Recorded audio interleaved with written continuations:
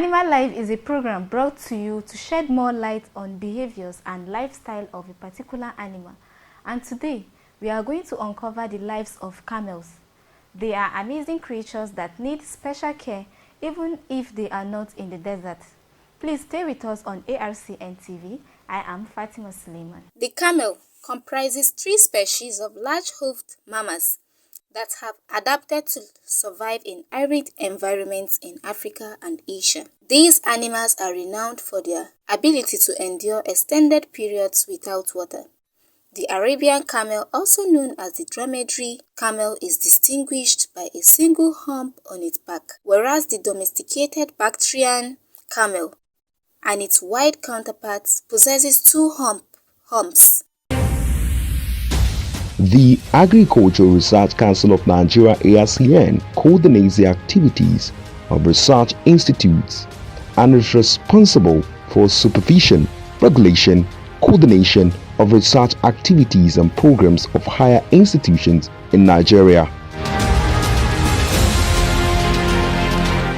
And Professor Hamidu Shaributu, since assumption as Executive Secretary of ARCN in April 2020, has solidified the transformation of agriculture in Nigeria through strategic and meaningful execution of research findings for improvement of the agricultural sector.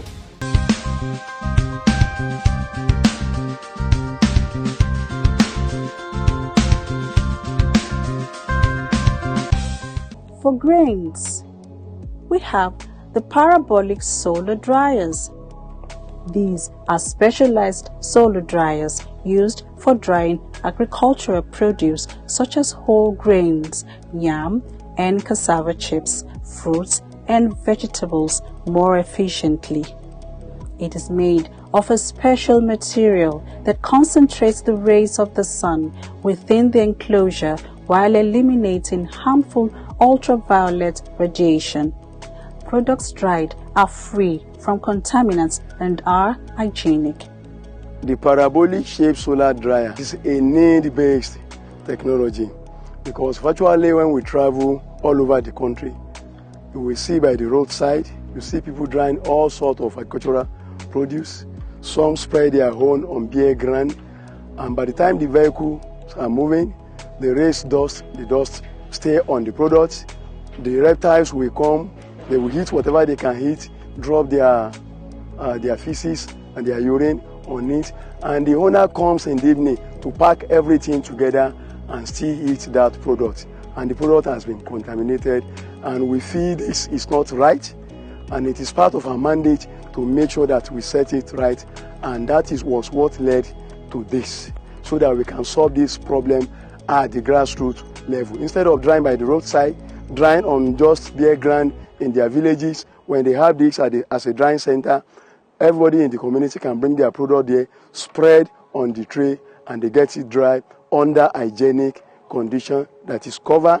And the dryer also have another property to screen the ultraviolet ray of the sun, which is also can cause hazard to human health.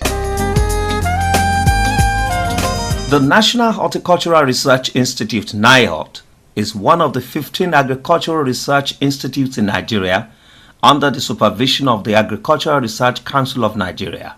The institute started in 1975 as the Fruits and Vegetables Research and Demonstration Center with the assistance of the United Nations Development Programme (UNDP).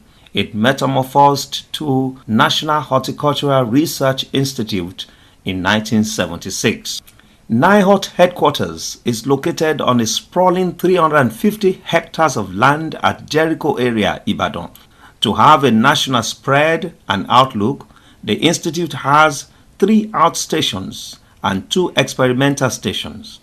The outstations are Mbato, which sits on a massive 810 hectares of vast land located in the humid zone of southeastern Nigeria, Bagauda in Kano, made up of 110 hectares of land in the semi-arid zone of northwestern Nigeria, and finally a 156 hectare of farmland in Otukpo, Benue State. National Horticultural Research Institute (NIHORT) has developed, registered, and released 3 new varieties of tomato, which are tolerant to Fusarium wilt, root knot nematodes. They are high-yielding, early maturing, with good nutritional values.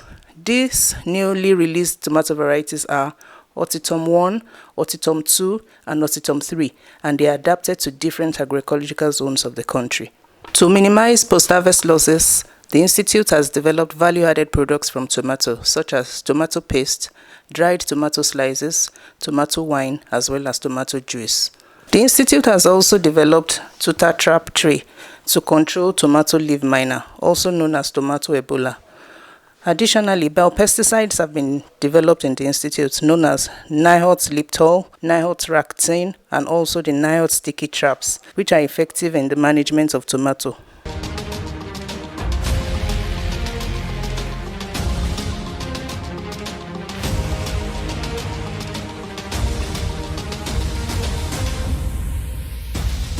Since then, Professor Shaributu has operated as visionary captain by restoring the council's glory with the first ever agricultural television and radio station in Nigeria, with well-equipped studios parading state-of-the-art equipment.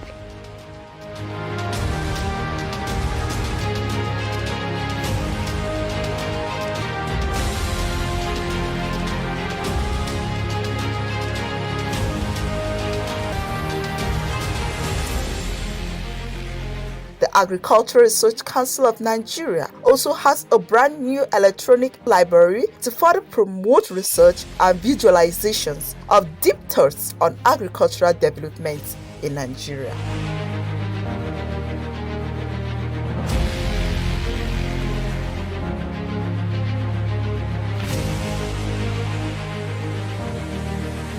The museum, located in the Senator Abdullahi Adamu Center, is an agricultural museum saddled with the responsibility of keeping records of agricultural findings, discoveries, researches for continuity and history purposes. The Agricultural Research Council of Nigeria is wearing a new look under the stewardship of Professor Garba Hamidu Shaributu, who says, "Alone, I am nothing, but together, I am something."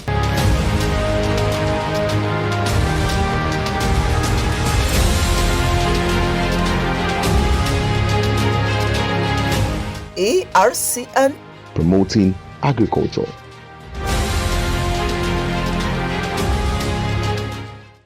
Camels, affectionately known as sheep of the desert, have been highly valued for centuries as pack and saddle animals.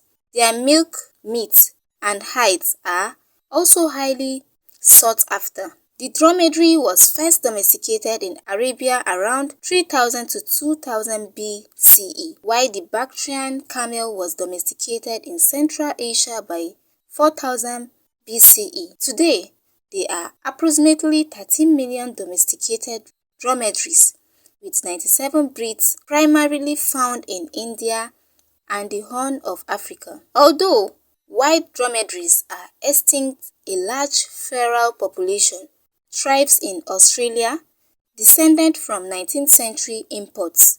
Meanwhile, around 1 million domesticated Bactrian camels inhabit the Middle East, China, and Mongolia.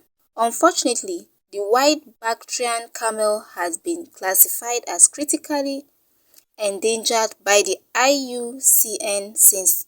Meanwhile, around 1 million domesticated Bactrian camels inhabit the Middle East, China, and Mongolia. Camels are recognizable by their distinctive profile, featuring a humpback, short tail, long legs, and a long neck that curves downward before rising to a small, narrow head. Their upper lip is divided into 2 mobile sections. All 3 species reach approximately 3 meters in length and 2 meters in height at the hump, which is about 20 cm in height.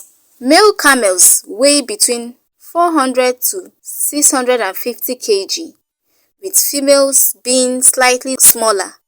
Their coat is typically light brown but can appear grayish. Domesticated Bactrian camels are darker, sturdier and have a thicker coat than their wild counterparts. Camels have several adaptations to protect themselves from the desert environment, including thick eyelashes, closable nostrils, and horny pads on the chest and knees. While generally gentle, camels may bite or kick when provoked and when excited. They emit a sharp hoof that may accidentally expel spit. Contrary to popular belief, camels don't walk on their hoofs. Instead, they distribute their weight on two large tools on each leg, which spread apart to prevent sinking into the sand. The dromedary has a soft, wide-spreading pad on its feet, ideal for traversing sandy terrain, while the Bactrian camel has a firmer foot. Camels move with a spaced gait, similarly to giraffes, where both legs on one side move in unison. While they can achieve short bursts of speed up to 65 km.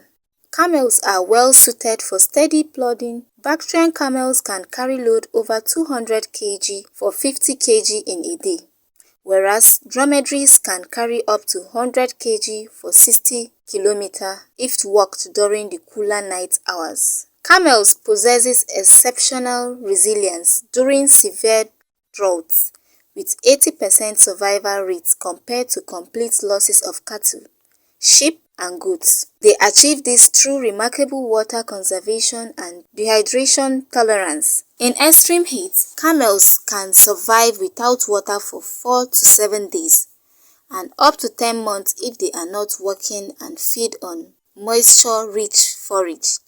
They can even tolerate salty water and travel far from horses to find sustenance unavailable to other livestock.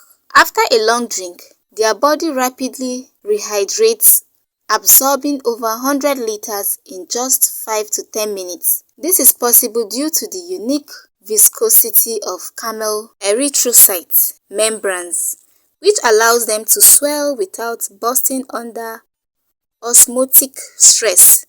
When thirsty, camels can drastically reduce urine outputs and produce dry feces that can be used as fuel by herders. Camels have another remarkable adaptation. They minimize sweating to conserve water. Their fine woolly coat acts as insulation, reducing heat gain. They can even withstand a body temperature of 41 cm without sweating, which reduces heat gain and water loss by up to 2/3. Only in extreme heat do they need to sweat. Additionally, camels can tolerate severe dehydration, losing up to 25 to 30% of their body weight, which is twice the amount that would be fatal for most mammals. Camels have evolved additional adaptations to thrive in desert environments. They can withstand protein deficiency and consume unconventional food sources such as thorns, dry leaves, and salt bush, which other livestock tend to avoid. When food is abundant, camels engage in overeating, storing fat in a single area on their back, which forms a hump. This fat reserve is utilized when food is scarce, causing the hump to sag or disappear. Moreover, storing fat in a centralized location enhances the body's overall ability to dissipate heat, further aiding in thermoregulation.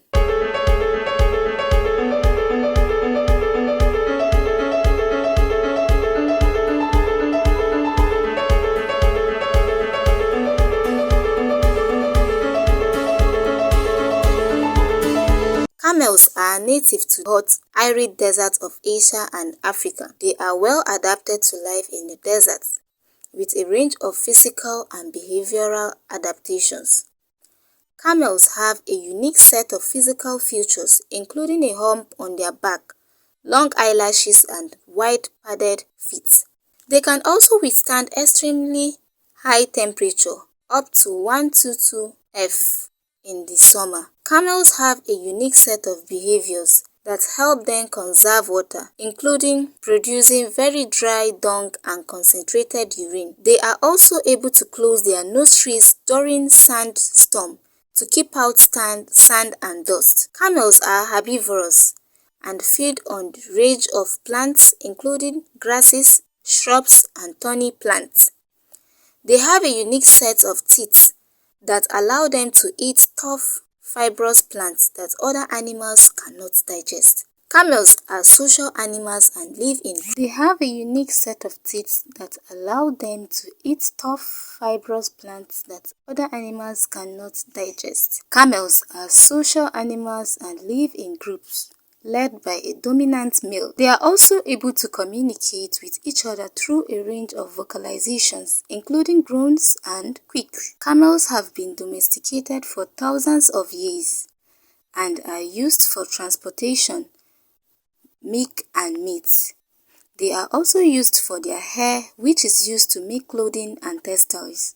Camels are an important part of many cultural and religious traditions.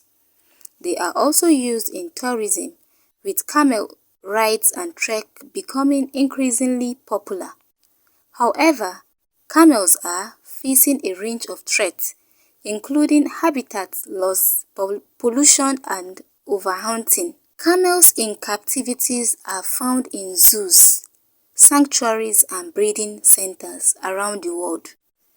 These camels are typically kept for conservation, education, and research purposes. Camels in captivities require specialized care and housing, including large enclosure with adequate ventilation and temperature control. They need a diet that includes a mix of hay, grains, and vegetables, and access to fresh water at all times. Camels in captivities are often trained for riding and handling and may be used for educational programs and events. They are also used for breeding purposes to help increase the population of endangered camel species. Camels in captivities are protected from the harsh conditions of the desert, but may still susceptible to health problems such as respiratory infections and parasites. Regular veterinary care and monitoring is essential to ensure the health and well-being of camels in captivity. They may also be used for therapeutic programs such as animal-assisted therapy and camel riding therapy. Camels in captivity can live for up to 30 to 40 years and require a long-term commitment to care and management. Their enclosures must be designed to mimic their natural habitats with adequate space for exercise and movement. Camels in captivity are social animals and require the company of other camels and may also benefit from the presence of other animals such as goats and sheep. They are intelligent animals and require mental stimulations and enrichment. Let's hear from Mr. Ismail Hassan, who will be giving us some information on the lifestyle of camels. So they can travel for miles without taking water. That is why sometimes when they meet the water along the line, they can take it at once. They can take about 15 to 20 liters. It can serve them for several days because they have a special place where they store their water. We call it homes. Homes is at their back. So when they take the water, it goes straight to the homes. Then it serves them for like 3 to 4 weeks in time. It will last for 3 to 4 weeks. And the camels feed on wheat bran and grasses. Even though they live in desert where there's no fresh grasses, but here they are under captive, so we provide the hard grasses for them, the dry grasses.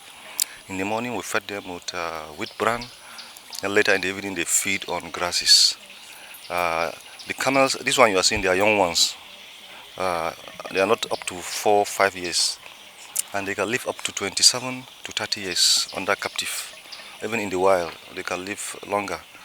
And this is just like a natural habitat. If you look at the cage, it's somehow dry, so that it can tally with the natural habitat they used to stay in.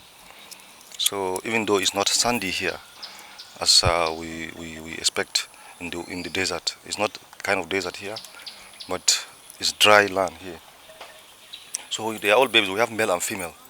And you know, in the far north, that is where you normally see camels, and they use camels to travel on, and then to carry goods from one village to another, and then they carry loads. And the camels are kind of animal that doesn't forget things. That is why when you keep them, you don't need to hurt them, because once you hurt them, then actually, yeah, they recall. They have a good sense of memory. They can hold things in their mind and recognize things easily. That is why when you are dealing with them, naturally, all animals, you don't have to hurt them, because they are living things as well.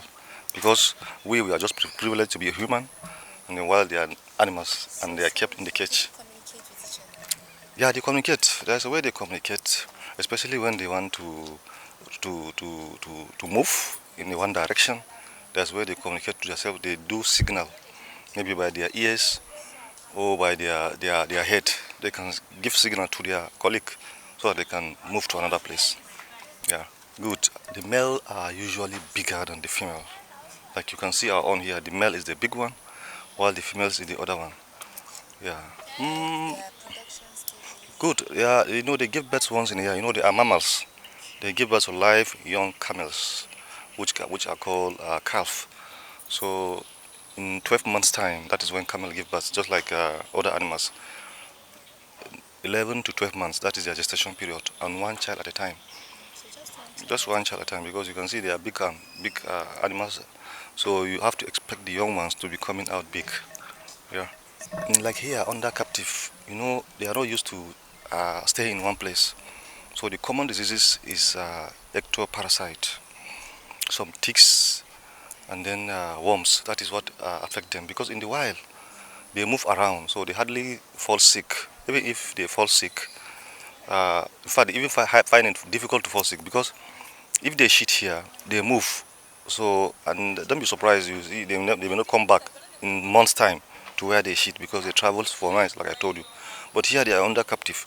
That is where they shit. That is where they urinate. And at the same time, we fed them there, even though we clean the place before we fed them.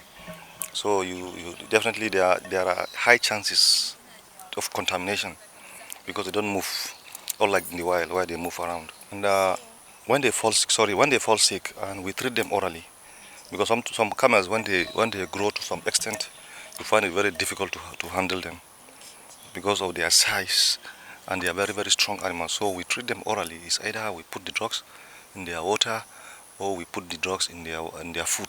We mix it. Except if the case is much, then we have to catch them. Yeah, naturally, you just use rope and then tie them down. We use rope, a tight and a very strong rope, long one. We tie them and roll them with their leg.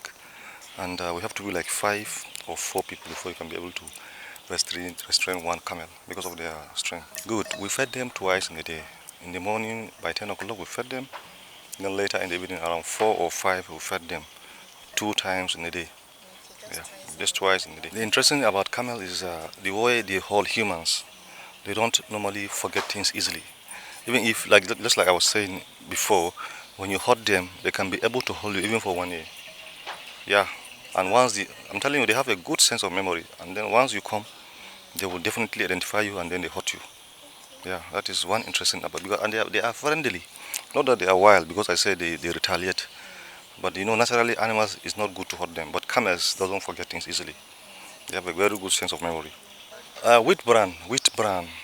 You know, the grasses, that is what we call foraging. The foraging, when we give them the grasses in the morning, and then in the evening, wheat bran in the morning. Wheat bran from the wheat process, the brand. So we give them, because naturally they are not used to those food. So when they eat, in the afternoon we give them foraging, but not every day. That was why I told you twice in a day. The foraging is just to normalize the intestine, to normalize the digestive system, to make it very smooth for them to defecate. That's why we give them the leaves, not wheat bran, the vegetables or grasses, like you see them eating grasses now, the leaves. The grasses, you get them from? We cut them around here, because this is not anything like malena and tick. They go after them, and the acacia leaves. That's what they normally like eating. not all grasses or any grasses. That's all on this week's episode of Animal Life, where we uncovered the amazing words of camel. I am Fatima Suleiman, thanking you for joining me. See you on the next episode of Animal Life.